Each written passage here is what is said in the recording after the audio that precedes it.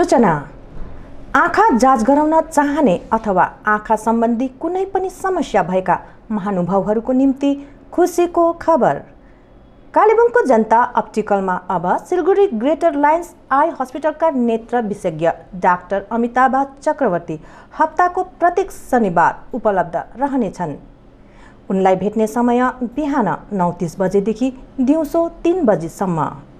अघिबाटै नाम लेखाउनको निम्ति निम्न फोन नम्बरमा सम्पर्क गर्नु पर्नेछ। सम्पर्क नम्बर 9933629063 अनि 7319149852। जनता अप्टिकल ओङदेन रोड कालेबुङ।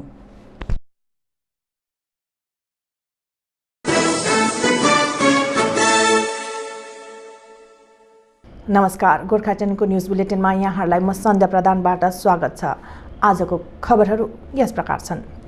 दार्जिलिङ लोकसभा सांसद राजु विष्ट साथै दार्जिलिङका विधायक निरज जिम्बाद्वारा राखिएको एक पत्रकार सम्मेलनमा सांसद विष्टले भने दार्जिलिङ तराई डुवर्सलाई लिएर बीजेपी पार्टी गम्भीर छ। राजनीतिमा जे पनि सम्भव हुँदो रहेछ। एउटा पार्टीलाई मात्र जिम्मा दिएर होइन, तर सबै पार्टीहरू र बुद्धिजीवीहरू एक हुनुपर्छ। कोही भ्रममा नबस्ने 2021 को चुनावमा 200 भन्दा बढी सिट बङ्गालमा बीजेपी पार्टीले पश्चिम बङ्गालमा ल्याउनेछ भनी ठोकुवा गरेका छन्। आप सबका मैं स्वागत करता हूं और हमारे सब मीडिया के साथियों के माध्यम से दार्जिलिंग हिल्स, तराई और डुवर्स के समस्त जनता और भारतवासियों को दीपावली और भाई टीका की बहुत सारी शुभकामनाएं। और मीडिया के साथियों को भी मैं बधाई भी देता हूं और शुभकामनाएं भी देता हूं, क्योंकि इस कोविड संकट, कोविड महामारी के समय में जिस तरह से आप लोग ने बढ़ चढ़ के जो है और गांव देहात और शहर शहर में घूम करके सच्चाई को दिखाने की जो प्रयास और जो कोशिश की, मैं ऐसा मानता हूं बहुत हद तक आपके माध्यम से देश, समाज और लोगों के लिए अच्छे काम हुए हैं। इसके लिए आप सब बधाई के पात्र हैं और मैं चाहता हूं इसी तरह आप लोग स्वस्थ बने रहें और इस कोविड संकट से बचे रहें, जिससे लोगों को जो है हकीकत आपको हमेशा दिखा सके। राजू जी, देखिए यस्टरडे आपने ऑनरेबल एक्सीलेंसी गवर्नर साहब से मुलाकात किया। किस विषय लेकर आपको बात हुई है? दार्जिलिंग लेकर कोई बात हुई? देखिए, ये मेरी एक औपचारिक उनके साथ भेंट थी और मैं लगातार मेरी कोशिश रहती है कि क्योंकि वो हमारे सबसे पश्चिम बंगाल के प्रथम नागरिक हैं, हेड हैं और इस नाते जो है मैं उनसे मिल करके हमारी जितनी भी दार्जिलिंग और इस क्षेत्र की जो समस्याएं हैं, जो इश्यूज़ हैं, उनके साथ मैंने वो सारी चीज़ें साझा की और महामहिम गवर्नर साहब वैसे अपने आप में बहुत सक्षम हैं, बहुत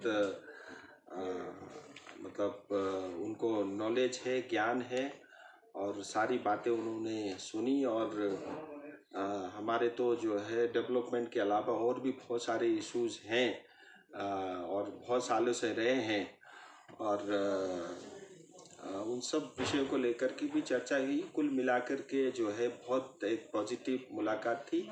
करीब 1.25 घंटे 1.5 घंटे तक जो है मेरी उनसे इन सब विषयों को लेकर के भेंट हुई। राजू जी, आपने नेशनल स्पोकपर्सन होने के बाद दार्जिलिंग में पहली बार आप पत्रकार सम्मेलन कर रहे हैं। इवन आपके ऊपर में बहुत जिम्मेवारी सौंपा गया कि आप अभी सिर्फ दार्जिलिंग का ही नहीं है, आपका भारतीय जनता पार्टी का देश भर की जितने सारे स्टेट हैं वहाँ पर भी आपको ध्यान देना है।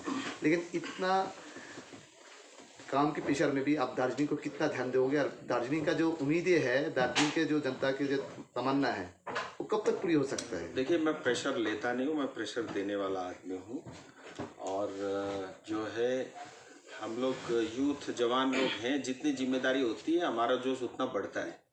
सो वो सब नहीं, मेरी जो पहली और प्राथमिकता जो है मेरी दार्जिलिंग की जनता के प्रति ही रहेगी, क्योंकि मेरी जड़ जो है वो दार्जिलिंग है।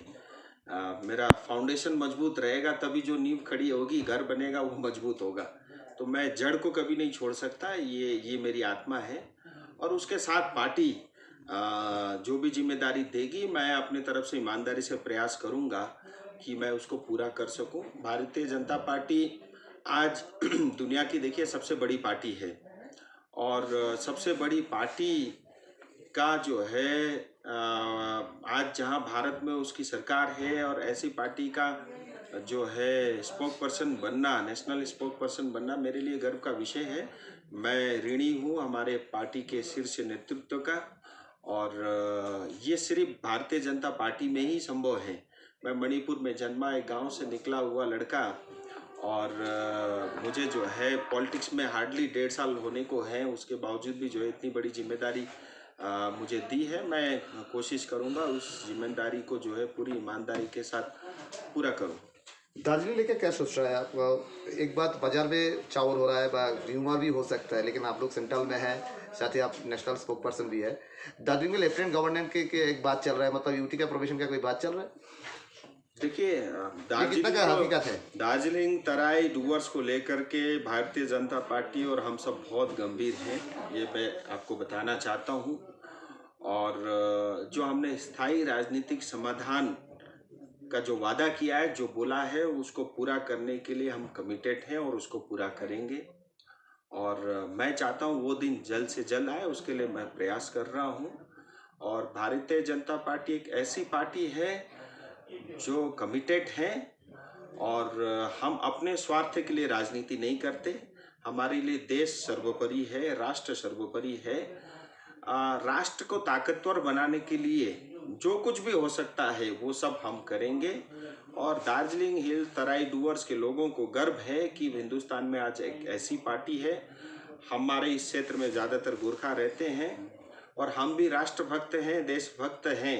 इसलिए देश को ताकतवर बनाने के लिए जो प्रयास भारत सरकार की तरफ से हो रहे हैं, चाहे वो 370 का हटना हो, चाहे राम मंदिर का बनना हो, चाहे बोरोलिन की समस्या का समाधान हो, चाहे जो हमारे पीड़ित शोषित लोग जिनको नागरिकता देने का काम करने का काम हो, ऐसे बहुत बड़े बड़े फैसले जो कभी सपने में भी नहीं सोच सकता। और हमारे यहाँ की राजनीतिक दल अपनी वोट बैंक के चक्कर में इन सब समस्याओं का समाधान आज तक नहीं कर सकी। लेकिन भारतीय जनता पार्टी ने जब दूसरी बार सरकार में आई, शुरुआत के 6 महीने में ये सब करके दिखाया है। और हम दार्जिलिंग तराई डूवर्स को लेकर के भी, जैसा मैंने बताया, हम गंभीर हैं, उस दिशा में हम लोग सोच रहे हैं। तपाईलाई एउटा आरोप आइरहेको छ कि दार्जिलिङबाट सुरु भयो भाजपा, अनि भनौँ फेरि दार्जिलिङमा अन्त हुन्छ भन्ने खालको आरोप लागिरहेको छ। यसमा कस्तो नजरले हेर्नुहुन्छ तपाईँ? कस्तो आरोप भनेको बुझिन? माने तपाईँको खेल यहीँबाट सुरु भयो, अन्त पनि यहीँ हुने भन्ने एउटा आरोप लगाएको छ। तपाईँलाई के भन्नुहुन्छ यसमा? हेर्नुहोस्, म यति नै भन्न चाहन्छु, भारतीय जनता पार्टी भनेको विश्वको सबैभन्दा ठुलो राजनीतिक पार्टी हो। अनि आज भारतमा आधीभन्दा धेरै स्टेटमा भारतीय जनता पार्टीको सरकार छ, र हिन्दुस्तानमा पनि आज 300 भन्दा धेरै सांसद लिएर भारतीय जनता पार्टीको शासन छ। हामी गर्व महसुस गर्छौँ, किनभने हामीहरूका नेतृत्व गर्ने आदरणीय श्री नरेन्द्र मोदीजी हामीहरूका प्रधानमन्त्री हुनुहुन्छ। त्यही भएर आजसम्म पनि हेर्नुहोस्, सबै एलायन्स पार्टीहरूलाई हामीले साथै लिएर हिँड्यौँ, कसैले हामीले केही नराम्रो पनि भनेनौँ। तर म सबैलाई यो पनि भन्न चाहन्छु, भ्रममा नबस्नुहोस् कि भारतीय जनता पार्टी मतलब कसैले भनिदिँदा खत्तम हुने पार्टी होइन। मैले अघि पनि भनिसकेँ, विश्वको सबैभन्दा ठुलो राजनीतिक दल हो। उन्नति मतलब भइरहेको छ, अस्तिका दिन पनि भएको थियो, हिजो पनि हुँदैछ, आज पनि भइरहेछ। र आउँदो दिनमा यति पनि म तपाईँलाई स्पष्ट बताउन चाहन्छु, 2021मा भारतीय जनता पार्टीको सरकार पश्चिम बङ्गालमा पनि बनिँदैछ। 200 भन्दा बढी सिट भारतीय जनता पार्टीको यो 2021मा सिट पश्चिम बङ्गालमा अवश्य आउँछ। जस्तो तरिकाले भनौँ एउटा पाहाडको नेता भनौँ, एउटा गोर्खा जनमुक्ति मोर्चाको जो अध्यक्ष थियो, जो माने विमल गुरुङ थियो, उहाँले पनि अब एउटा प्रेस कन्फरेन्स गरिसकेर भनिसक्नुभयो अब बिजेपीसँग कुनै हाम्रो सम्बन्ध छैन भनेर एउटा प्रेस कन्फरेन्स गरिसकेको छ। यसमा तपाईँहरू के कस्तो नजरले हेर्नु? हेर्नुहोस्, विमल दाजु अनि जिजिएमका सबै साथीहरूको बिजेपीलाई छोडेर टिएमसीलाई सपोर्ट गर्ने या टिएमसी जोइन गर्ने उहाँहरूको आफ्नै समझ र मजबुरी हुनसक्छ, त्यसमा मलाई भन्ने केही पनि छैन। तर इलेक्सन अझै पनि 6-7 महिना छ। मैले हेरेँ पोलिटिक्समा जे पनि सम्भव हुँदो रहेछ। हिजोसम्म कसैले पनि हामीहरू सोच्दिनँ थियो विमल दाजुले बिजेपी छोडेर टिएमसीलाई सपोर्ट गर्नुहुन्छ, त्यो पनि सम्भव भयो। जे पनि सम्भव छ। तर म यति भन्न चाहन्छु स्पष्ट रूपले हेर्नुहोस्, 2019 मा हामीहरूको एलायन्स पार्टीले जुन भोट पायो त्यसमा सबैभन्दा ज्यादा भोट एगेन्स्ट टिएमसी थियो, एगेन्स्ट ममता दिदी थियो। आज जीजेएम को आफ्नो सपोर्ट बेस भए तापनि तर गोर्खाले कहिल्यै पनि टिएमसीलाई सपोर्ट गर्दैन, आउँदो दिनमा पनि गर्दैन। हेर्नुहोस्, यो प्रमाण तपाईँले 21 मा पनि पाउनुहुन्छ। जुन प्रकारको अन्याय र अत्याचार 2017 मा भयो त्यो के बिजेपीले गरेको, टिएमसीले गरेको। आज जति पनि हामीहरूका दाजुभाइहरू विस्थापित भए के बिजेपीले गराएको, टिएमसीले। हामीले आज बिजेपीले आरोप लगाउने चाहिँ कुन आधारमा आरोप लाउँदैछौँ? के बिजेपीले काम गर्दैन? तर गर्दिन त भनेको छैन नि, म मान्छु, म स्वयं पनि भन्छु ढिलो भयो। तर कति समय दियौँ हामीहरूले? के हामीहरूले गोर्खाल्यान्डको माग गरेको 6 साल अगाडि मात्रै हो? 100 साल भइसक्यो त। आजसम्म कांग्रेसको सरकार थियो, सीपीएम थियो, ममता दिदीको सपोर्टमा पनि केन्द्रमा सरकार थियो, कोही केही समाधान भएन त। कुनै पार्टीले आफ्नो संकल्प पत्रमा लेखिदिएन त स्थायी राजनीतिक समाधान म गर्छु भनेर, अथवा कुनै पार्टीले लेखेको मलाई देखाइदिनुहोस् 11 जाति छुटेका जातिलाई म एसटी स्टेटस दिन्छु भनेर। तर बिजेपीले त आफ्नो संकल्प पत्रमा घोषणा गरिदिएको छ, लेखेको छ।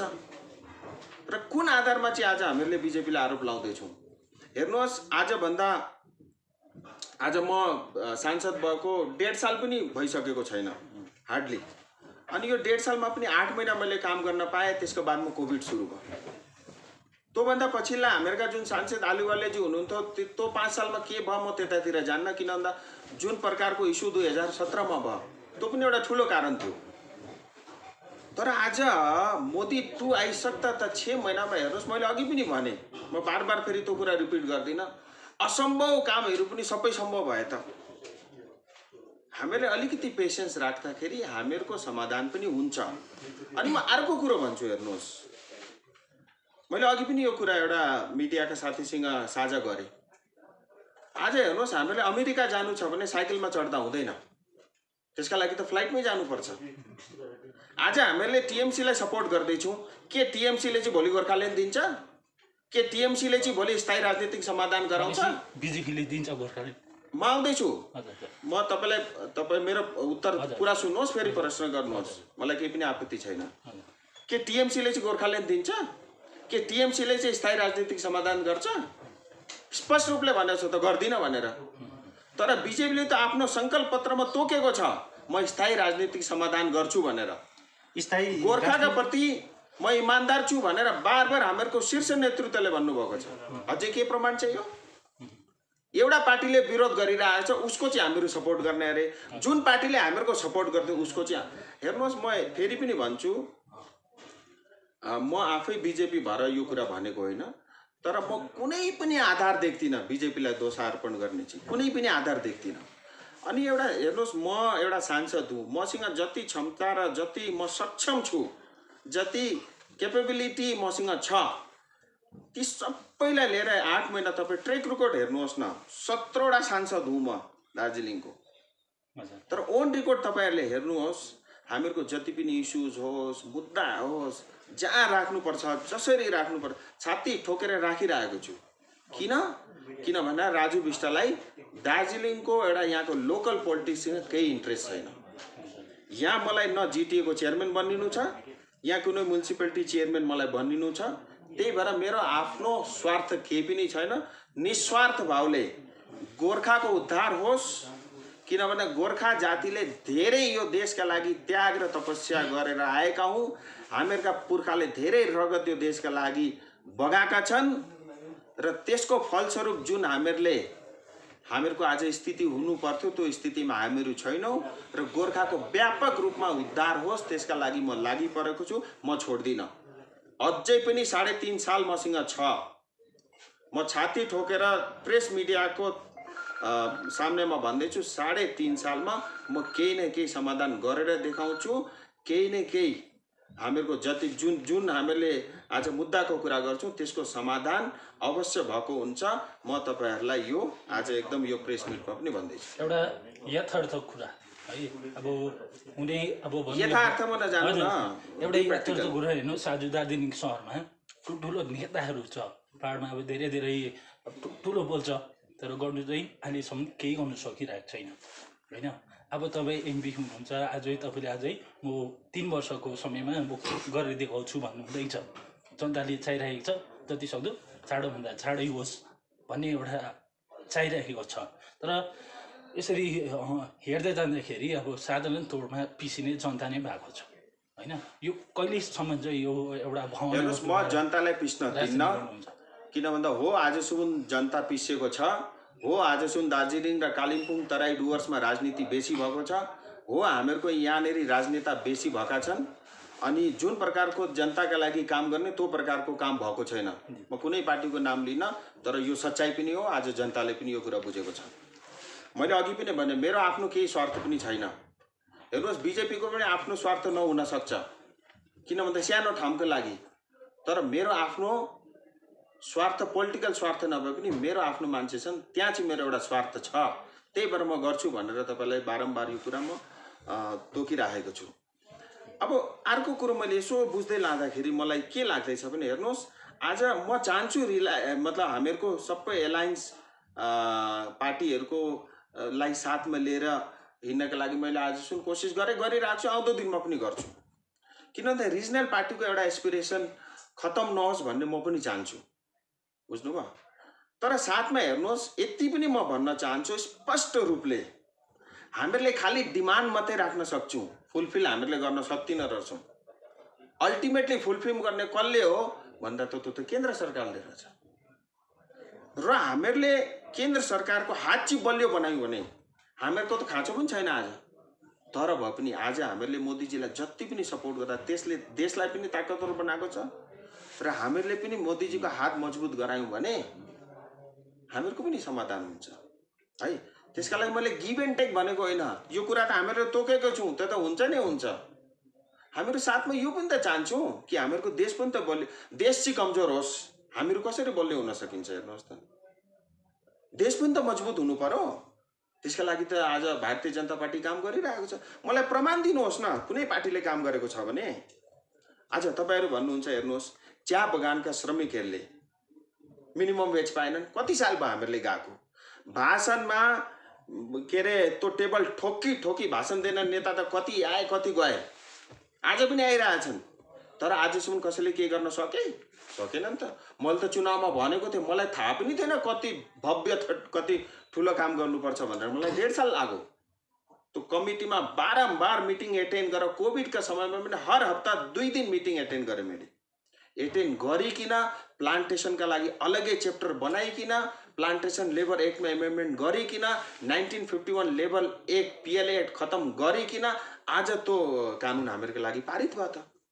अहिले त्यसको रुल्सहरू बनिँदैछ, 2-4 महिनामा अब त्यो इम्प्लिमेन्ट हुन्छ। त्यो इम्प्लिमेन्ट हुँदा के हुन्छ, हामीहरूका जति पनि चाय बगानमा काम गर्ने श्रमिक, हामीहरूका आमा बुबा जनता हुनुहुन्छ, उहाँहरूले मिनिमम वेज पाउनुहुन्छ। राजुजी, उहाँहरूले सोसल सेक्युरिटी को अन्तर्गत उहाँहरूले पेन्सन पाउनुहुन्छ। अर्को चिया बगानमा ठाउँमा जग्गा-जग्गामा हेर्नुहोस्, आज के छ भने ESI अस्पतालहरू छैन। अब यो कानुन पारित भयो, त्यसको बादमा ESI का अस्पतालहरू खोलिन्छ। यी सबै सुविधाहरू ग्रेच्युटी पाउँछन्, बोनस पाउँछन्। आज के छ भने कुनै पोलिटिकल पार्टीको पछाडि लागेर नमस्ते गर्नुपर्छ, ढोक गर्नुपर्छ है। त्यो त हामीहरूको लागि एउटा कमन हामीले फेसिलिटी पाउनुपर्ने हामीहरूको एउटा अधिकार हो नि। त्यसका लागि किन बारम्बार कसैलाई सघाउनु, कसैलाई हात जोड्नु। आउँदो दिनमा त्यो गर्नै पर्दैन। यी सबै कामहरू हुँदैछ। पर्मानेन्ट पोलिटिकल सल्युसन भन्यो भने तपाईहरुको भन्नुहुन्छ नि, मतलब त्यो स्ट्यान्ड के हो? GTA मतलब गोर्खाल्यान्ड, सिक्स शेड्यूल, अदरवाइज एउटा तो केही अप्सन भन्ने भने जनताले खोज्छ नि। दादा एक बात बताओ, 1.5 साल से आप मुझे पूछ रहे हो, ठीक है, पूछ रहे हो ना, ये पहली बार तो नहीं पूछ रहे हो। मैं आपको क्या बता रहा हूँ, हमारी पार्टी कमिटेड है, गंभीर है, उस दिशा में काम चल रहा है। समय आने दीजिए, थोड़ा पेशेंस रखिए, क्योंकि ये जो है जब भी होगा वो आपको पता चल जाए। बिजेपी पार्टीको एउटा रणनीति पहाडमा के कस्तो रहनेछ? हेर्नुहोस्, रणनीति स्पष्ट छ। रणनीतिमा केही फेरबदल पनि छैन। हामीहरूका सबै एलायन्सका साथीहरू हामीहरू सबै साथमा छौँ, मिलेर चुनाव लड्छौँ है। अनि हामीले सोच्छौँ होला बिजेपी कमजोर छ, तर बिजेपी कमजोर छैन। पश्चिम बङ्गालमा धेरै बिजेपीको ताकत बढेर गएको छ। पहाडमा पनि धेरै जनसमर्थनहरू छन्, तर आज त्यो भिजिबिलिटी देखिँदैन। किनभने आजसम्म बिजेपी मैले भन्छु हामीहरू अलिक सानो भएर बस्नुपर्छ, अरूलाई अगाडि राख्नुपर्छ। किनभने म आरएसएस बैकग्राउन्डको मान्छे, मतलब मेरो कल्चरै त्यही हो। कि जो कुछ भी अच्छा किया वो आपने किया, जो कुछ भी खराब हो गया मेरा है भन्ने हामीहरू स्ट्यान्डको मान्छे हौँ। मैले त्यसरी नै आएको छु। हेर्नुहोस्, कसैलाई केही नराम्रो नभनिकन 1.5 साल मैले सबै एलायन्स पार्टी धेरै मेरो इच्छाहरू थियो गर्ने, तर कस्तो कस्तो परिस्थिति आएर सबै थाहा छ नि। आज गर्न चाहँदा पनि त्यो खालको माहौल मैले पाइनँ। मैले धेरै चेष्टाहरू गरेँ, नगरेको होइन। तर एनिवे म अब त्यतातिर जान्दिनँ। साह्रै त्यसमा कुनै रणनीतिमा फेरबदल छैन। हामीहरूको सबै साथीहरू जिएनएलएफ, सीपीआरएम, अरू साथीहरू मजबुतीका साथमा बिजेपीका साथमा हुनुहुन्छ। हामीहरू सक्षम छौँ, चुनाव लड्छौँ, चुनाव जित्छौँ पनि। किनभने हेर्नुहोस्, म चाहन्छु म कहिल्यै पनि विमल दाजुको नराम्रो होस् चाहदिनँ। त्यो म तपाईँलाई फेरि पनि म विमल दाजुको या जिजिएमको कहिल्यै पनि नराम्रो होस् चाहदिनँ। तर म कहिल्यै पनि मुख्यमन्त्री ममता दिदीलाई देख्न चाहदिनँ। यो फुपूलाई 2021 मा म मुख्यमन्त्री देख्न चाहदिनँ र कुनै गोर्खाले पनि देख्न चाहदैन। र म अर्को कुरा पनि म स्पष्ट भन्छु। हेर्नुहोस्, यो कुरा जनतालाई पनि स्पष्ट थाहा हुनुपर्छ। आज ढाँटको राजनीति गरेर जनतालाई ठगेर जनतालाई दुःख दिएर मात्रै हुँदैन। किनभने 100 सालभन्दा बेसी भइसक्यो हामीहरूले दुःख पाएको। कति पिँढीले दुःख पाए, आउँदो दिनमा पनि कति पिँढीले अझै हामीहरूले दुःख दिनु। आज हामीहरू मासिँदै जाँदैछौँ। किन भन्दा हामीहरूको राजनीतिले गर्न, हामीहरूको जुन प्रकारको राजनीतिको स्टाइल छ, यो स्टाइलले कहिले पनि हामीले केही पनि पाउँ। त्यसमा चेन्ज गर्नुपर्छ। थोट प्रोसेसमा पनि चेन्ज गर्नुपर्छ। गोर्खा एकता खालि भाषणमा भनेर हुँदैन, त्यो गोर्खा एकता फिजिकली देखिनु पनि पर्छ। अर्को ठुलो के गल्ती गर्दैछौँ आज भने, हामीहरूको जति पनि माग छ, त्यो माग एउटा संवैधानिक माग हो। त्यो माग संविधानले मात्रै पुरा गर्न सक्छ। हामीहरूको माग संसद भवनमा मात्रै त्यसको समाधान हुन सक्छ। र हामीहरूको मागको पुरा गर्ने अधिकार र सक्षम खाली केन्द्र सरकार छ। अरूलाई सघाएको कारण चाहिँ के? मैले अघि पनि भने, यो कुरा जनतालाई पनि म चाहन्छु स्पष्ट थाहा भएको हुनुपर्छ।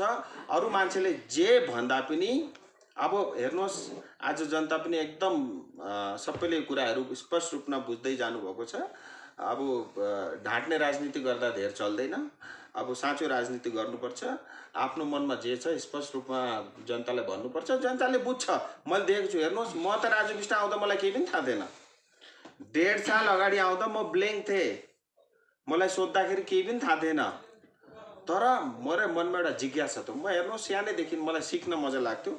आज हेर्नुहोस्, दाजुले कुनै पनि पोलिटिसियन, हामीहरूका दाजु पनि हुनुहुन्छ एकदम दामी पोलिटिसियन, तर कुनै पनि विषय होस् मैले त्यसको अध्ययन गरेँ है, त्यसमा मैले शोध गरेँ, रिसर्च गरेँ। आज कुनै पनि विषय निकाल्नुहोस्, त्यसको जानकारी मलाई छ। त्यसका समाधानका लागि पनि म काम गर्दैछु।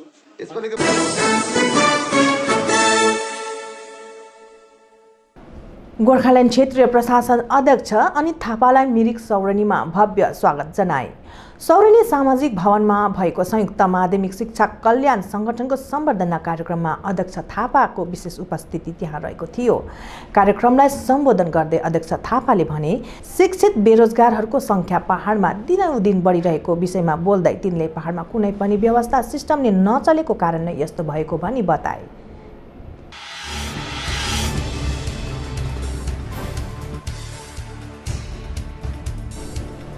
आफूहरूले अहिले यसबारे सही रूपमा कार्य गर्ने सक्दो प्रयास गरिरहेको भन्दै तिनले अब पनि पहाड अवस्थित तरिकाले नै चलिरहेको हो भने युवाहरू अनि पहाडकै अवस्था अझ नाजुक भएर जाने तिनले ठोकुवा गरे। बङ्गाललाई हामी दोष दिन्छौँ, तर हामीलाई झुक्क्याउने हाम्रैहरू छन्। गोर्खाल्यान्ड भनेर जनतालाई भवनामा डुबाएर भोट जित्ने गरेका विगतदेखि वर्तमानसम्मका राजनीतिक दलले उठाएको गोर्खाल्यान्डको मुद्दा क्षेत्रीय व्यवस्थामा आएर टुङ्गिएको भनी बताए।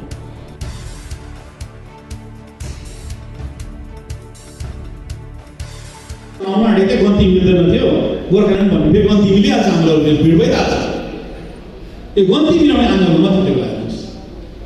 म त सुरुमै यो चिजको विरोध गरेको थिएँ। जब एकदमै डरलाग्दो इभेन्ट थियो, जब मान्छे मर्नु थाल्यो, लिडरहरू छैन सम्झाउने बुझाउने फिल्डमा, त्यति बेला हिम्मत गरेर निक्लेको थिएँ। म खरसाङमा सभासद भएर मैले सायद अलिकति राम्रो कर्म गरेको थिएँ। मलाई खरसाङको एउटा विलिपले मलाई सुरुमा सपोर्ट गर्यो, खरसाङको शिक्षक वर्गहरूले सपोर्ट गर्यो, खरसाङको हिमालयको प्रोभाइडर रविशरले सपोर्ट गर्यो, खरसाङको सेन्ट एन्थनीको टिचर साथी चेतन देवारीले सपोर्ट गर्नुभयो। त्यो खालको सपोर्टले गर्दा आज खरसाङमा शान्ति भएको छ, हामी शान्तिसँग बचिरहेको छौँ। र यो चिजलाई अगाडि लानु मलाई आज भोलिको दिनमा इलेक्सन को आउँछ उड्छ जान्छ मलाई त्यसमा केही छैन। जसको हेर्नुहोस् यो सुभाष सिंह हुनुहुन्थ्यो, सुभाष सिंहमा विमोल हुनुभयो, यो चिज भइरहन्छ खुसी लिडरहरू। तर जनताको सोच जबसम्म हामी ठिक हुँदैनौँ तबसम्म हाम्रो हालत अझै बिग्रिँदै जान्छ। यो चिजले चाहिँ हामी अगाडि बढ्नु छ। यो चिज तपाईँको शिक्षित जमातले यो मैले कहिले पनि जति बेला म कुरा गर्छु शिक्षित जमात चाहिँ अगाडि आउनुपर्छ। हेर्नुहोस् राजनीतिकमा पोलिटिक्समा शिक्षित जमात जहिले पनि पछाडि पर्छ, उहाँहरू अगाडि आउँदैन। यही पालि हेरेँ मैले पालि कोभिड पछाडि हाम्रो टिचरहरू एकदमै अगाडि आउँदैछ। यो हाम्रो लागि एकदमै पोजिटिभ साइन हो। उनीहरू भोलिको दिनमा टिचरहरू इलेक्ट्रो पोलिटिक्समा आउनुपर्छ। हेर्नुहोस् र कोही राम्रो मान्छे हो भने त्यो मान्छेलाई जिम्मा दिनुपर्छ। पाठ यो मेरो बुद्धिले हुँदैन। हेर्नुहोस् पाठ त्यो ठाउँमा पनि यो हाम्रो लालकोटीको चौकीमा पनि हाम्रो होला नि जस्तो आइपिएस स्टार आइपिएसहरू आइएसहरू हामी गरौँ न मान्छेलाई बुझ्नु अर्गनाइजेसन काम गरौँ। उनीहरू पुग्नुपर्छ त्यो खुसीमा। हेर्नुहोस् र मात्रै उनीहरूको बुद्धिले यो हाम्रो दिएको व्यवस्थालाई ठिकसँगले ठिक भन्छ। हामी सिस्टममा अझै फेल्छौँ र यो सिस्टम मलाई बनाउनु छ। सो थाहा छैन मलाई अब म अगाडि कति दिनसम्म यो खुसीमा हुन्छु, कति दिन राख्छ मान्छेले मलाई थाहा छैन। तर म जबसम्म म यो जग्गामा छु पहिला सिस्टम हामी सिस्टममै फेल्छौँ। जबसम्म सिस्टम बनिँदैन हाम्रो जाति हामी कहिले पनि अगाडि बढ्छौँ। हामी त्यहीँ फेल्छौँ। अब भोलिन्टियर टिचरहरू भन्नु तपाईँहरू बिचरा अब एउटा टिचरले 100 पल्ट भत्ता लागेको आज म त भोलि पनि आउँछ बिचराहरू, पर्सि पनि आउँछ। मलाई परिस्थितिले लागेको त्यो खला हो। मलाई हेर्नुहोस् म चेयरम्यान हो, उनीहरूको परिस्थितिले लागेको। उनीहरूले मलाई अनुहारले चिन्छ अनि अहिले अलिक थापा चेयरम्यान छ अनि उनीहरू नोकरी पाउँछ भनेर लागेको। त्यो जस्तो फेलियर उनीहरू पढेको छ, मास्टर्स गरेको छ, बिएड गरेको छ, उनीहरूले एसएससी या जिटिएमा लागु भएको भए उनीहरूले लिडर घर म्यानम्यान आउनु परेन नि बिचराहरू। उनीहरू आमा बाउले दुःख गरेर पढाएको उनीहरूले। यो सिस्टम मलाई बनाउनु छ। उनीहरू बिचराहरू दिनरात मास्टर्स गर्यो, बाबुआमाले त दुःख गरेर एमए बिएड पढायो, फेरि बिहानदेखि लिडर बनाउँछ। फेरि लिडरले गएर शाखामा जो साइन गर भन्छ, शाखाले ब्लकमा जाऊ भन्छ, चप्पल गर्नुपर्छ टिचर म। त्यस्तो अवस्थामा हामी पहाड छौँ र त्यहाँ पुगिरहेको छौँ हामी पहाड। र त्यहाँबाट हामी निक्लिनु सक्छौँ कि सक्दैन मलाई याद छैन। त्यो पनि कोसिस चाहिँ प्रयास चाहिँ गर्छु। म पोजिटिभली मलाई कसैलाई के भन्नु पनि छैन, कसैलाई गाली गर्नु पनि छैन। मलाई गाली गरेर मलाई एनर्जी वेस्ट गर्नु पनि छैन। मेरो हो अहिलेको पहाडको जुन परिस्थिति छ त्यो परिस्थिति सबैले देख्दैछ। त्यो परिस्थितिमा मलाई के छैन। म आफ्नो काम ठिक गर्छु, त्यो परिस्थितिमा हटाउँदो काम छैन। मलाई त कुर्सीको लोभै त छैन। मलाई त्यो चेयरम्यान भनेपछि मान्छेले एकदम ठुलो सोचेको छ, बुझ्नु न। पहिलादेखिको ड्रिम मन त त्यो चेयरम्यान चाहिँ मान्छेको भित्र आइदिनु मलाई इच्छा छ क्या। यो चेयरम्यान चाहिँ के होइन बनाउने एउटा प्रथा बनाउने। भोलि मेरो पछाडि आउनेलाई साह्रो पर्छ। आन्दोलन लड्छ भने सिङ्गो गोर्खा लडौँ न भनेको त्यति बेला मैले शिक्षित जमातले राख्नुपर्छ भनेको। त्यसताको मलाई त्यो आन्दोलन कतातर्फ लाग्यो। त्यो कसैले अब यसलाई रोक्ने क्षमता छैन। कोही लिडर आएर बोल्दैन पनि। हेर्नुहोस् कहाँ गएको कसरी गर्छ सरकारले हेरेको छैन। अनि पहाड एक दिशातर्फ लाग्दा अब यो हुँदैन, कोही न कोहीले चाहिँ हिम्मत गर्नुपर्छ भनेर विनय तामाङज्यूले मैले पहल गरेको। अनि मैले पहल गर्दाखेरि खरसाङमा सबै टिचरहरूलाई बोलाएर खरसाङको कम्युनिटीहरूमा राखेर सोधेर म कलकत्ता डाइरेक्टमा जानुपर्छ कि पर्दैन भनेर उहाँहरूले पर्मिसन दिएर म गएको। अनि मैले भने त्यति बेला पनि गोर्खाल्यान्डको मान्ने विरोध गोर्खाल्यान्डको विरोध गरेन, गोर्खाल्यान्ड मान्ने तरिकाको विरोध गरेको नि। अनि 2000 तपाईँले 17 देखि हेर्नुहोस् मैले बोलेको कुनै व्यक्तिलाई विरोध गरेको छैन। त्यो व्यक्तिको सोचलाई विरोध गर्न अगाडि निस्केको जहाँ कहीँ बिग्रिँदैछ भने म त्यहाँ बोल्नुपर्छ भनेर बोलेको हेर्नुहोस्। र अहिले पनि अहिलेको परिस्थितिमा पनि म कसै व्यक्तिलाई विरोध गर्दैन हेर्नुहोस्। यो पोलिटिकल अब हाम्रो होला म हाम्रो हुन तपाईँहरूको आज यो विषयमा मैले बोल्नु हुँदैन त्यो कार्यमा, तर मान्छे कन्फ्युजन छ। र हामी हाम्रै ल्याडर हाम्रो प्लेयरहरूलाई रिक्वेस्ट गर्छु, हेर्नुहोस् यो मुर्दाबाद भन्ने चिज बन्द गर्नु पाहाडमा कहिलेसम्म एउटाले अर्कोलाई मुर्दाबाद भनेर ठुलो हुने यो प्रथा जबसम्म हाम्रो पाहाडमा बन्द हुँदैन हाम्रोमा एउटा संस्कार राजनीतिक भन्ने आउँदैन हेर्नुहोस्। राजनीति गर्ने जसले पनि पाउँछ।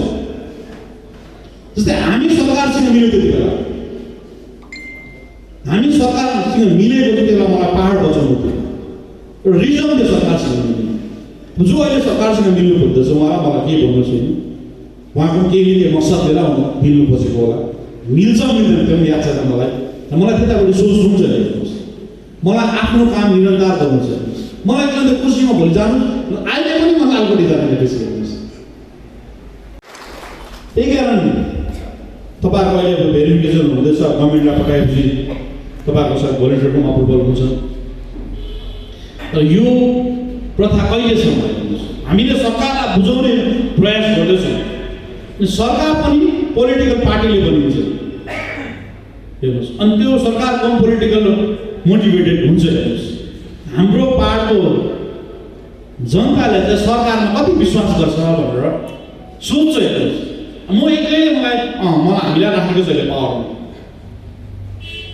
तर म एक्लैलाई पावरमा राखेँ भन्दामा उहाँहरूले सबै कुरो दिँदैन नि, दिँदैछ तर मान्छेको रिफ्लेक्सनै छैन। उहाँले त्यो पनि एडभर्टाइज गर्छ कि कुनै पनि पोलिटिकल पावर हो काहीँ न काहीँ एउटा भेन्डिटिभ मोटिभ हुन्छ। हामी त हेर्नु सानो ठाउँमा बस्छौँ, दार्जिलिङ हिल स्टेसन सानो ठाउँमा बस्ने मान्छेहरू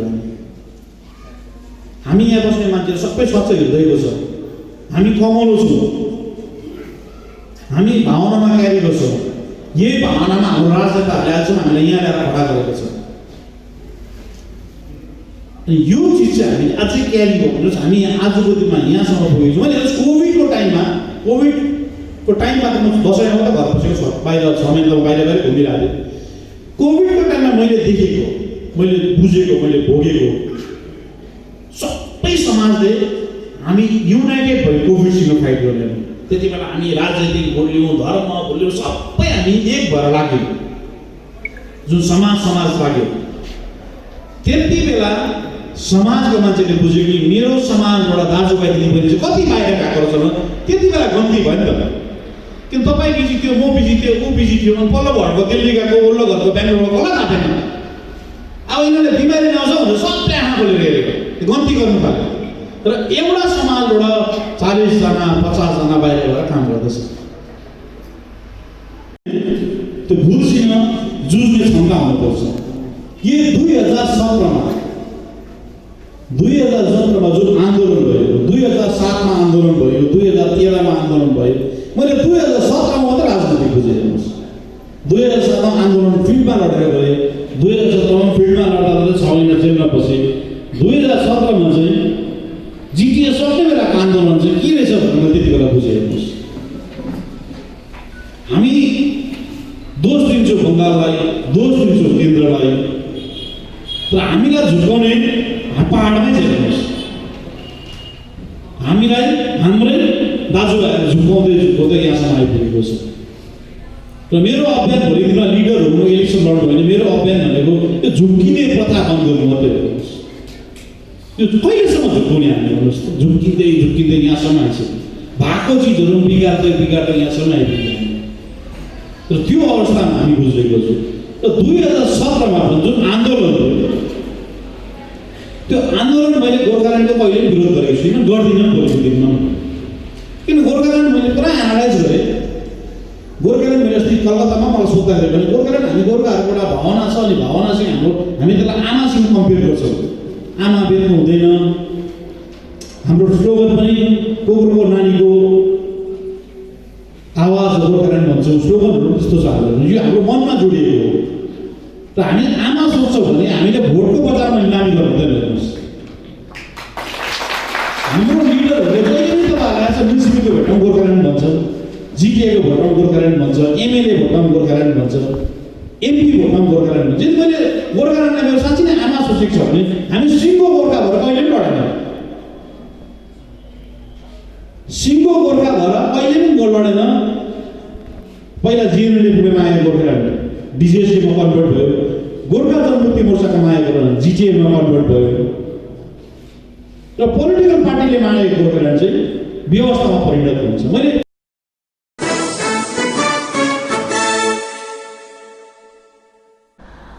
गोजमुमो बिमल खेमाको 15 नम्बर वार्ड मन्दिर डाँडाको माने डाँडा ढुङ्गामा गाउँले समर्थन सभा सम्पन्न गरिएको छ। अजित रोका, उत्तम छेत्री, सपना छेत्री, पूर्णिमा प्रधानको पहलमा 35 नम्बर समष्टिका संयोजक दीप थापाको अगुवाईमा आज उक्त सभा सम्पन्न गरिएको थियो भन्ने जानकारी पाएको छ। सभामा बिमल गुरुङ जिन्दाबाद भन्ने नारा लगाएको थियो भने वक्ताहरूले वर्तमान राजनीतिक विषयमाथि चर्चा राखेका थिए। उक्त विषयमा पूर्ण जानकारी अजित रोकाले दिएका छन्।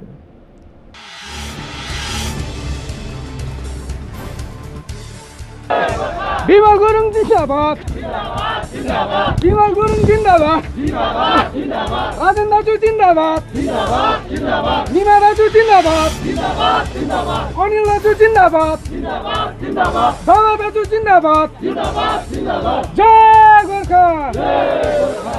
आज हामीले यहाँ जति 15 नम्बर वार्डका जुन चाहिँ विभिन्न जग्गाबाट, मतलब वार्ड भन्दा पनि तपाईँको डल्लै 15 नम्बर अहिले सबै आइपुगेको छैनौँ, किनभने अब कतिजनाको अब कति काम कुराले भ्याएन होला, कति के भयो। तर हामीले जति पनि यहाँ आउनु भएको छ, यहाँ चाहिँ सबैजना हामी चाहिँ के भने विमल जुन चाहिँ अध्यक्षजी आउनुहुँदैछ पाहाडमा, जुन चाहिँ उहाँको एउटा वेलकमको निम्ति हामी आज यसरी जम्मा गरेका छौँ।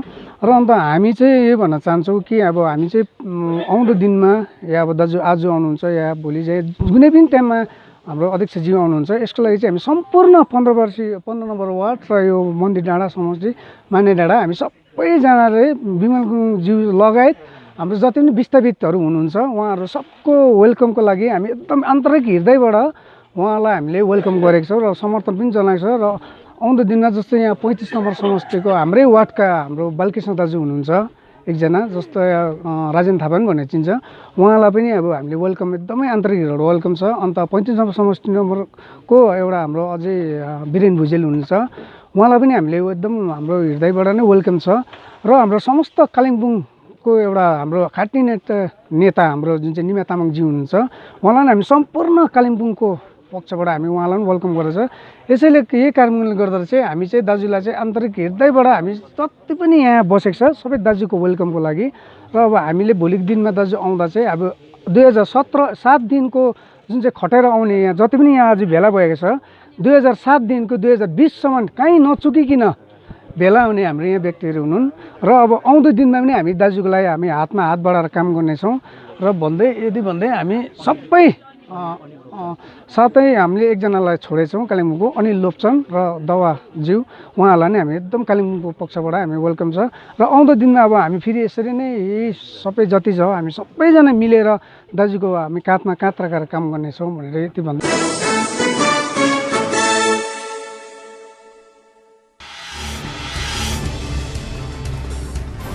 केन्द्रीय खेलकुद मन्त्रालयले Khelo India centre of excellence अन्तर्गत देशका 6वटा यस्ता सेन्टरहरूका लागि मोट 67 अनि 32 करोड धनराशि अनुमोदन गरेको छ, जसमा सिक्किमको पाल्जु स्टेडियमलाई बढोत्तरी एवं अझ आधुनिकीकरण गर्नको निम्ति 719 करोड रुपियाँ स्वीकृति गरेको छ। आगामी 4 वर्षका लागि भनेर अनुमोदन गरिएको यस रकमको लगानीले ओलम्पिक स्तरका प्रतिभाहरू तयार पार्ने लक्ष्य राखिएको छ। उल्लेख्य, अहिले राज्यका मुख्यमन्त्री पीएस गोले दिल्ली भ्रमणमा छन् भने उनले आज केन्द्रीय खेल मन्त्री किरण रिजिजूसित सौहार्दमूलक भेटघाट गरेका थिए। केन्द्रीय मन्त्री रिजिजूले यसरी सेन्टर अफ एक्सिलेन्सहरू खोल्नुको उद्देश्य आगामी 2028 सम्ममा सम्पन्न हुने ओलम्पिकको निम्ति भारतलाई सर्वोत्कृष्ट 10 राज्यहरूको सूचीमा ल्याउने सरकारको लक्ष्य रहेको भनी बताए। यस केन्द्रीय सहायतामा सेन्टरहरूको पूर्वाधार बढोत्तरी, स्पोर्ट्स साइन्स स्थापना, आदिलाई प्रमुख रूपले सामेल गरेको छ भने यसबाहेक उत्कृष्ट कोच अनि फिजियोथेरापिस्टहरूको नियुक्ति अनि खेल विशेषज्ञहरूको नियुक्तिलाई पनि यसमा सामेल गरिएका छन्।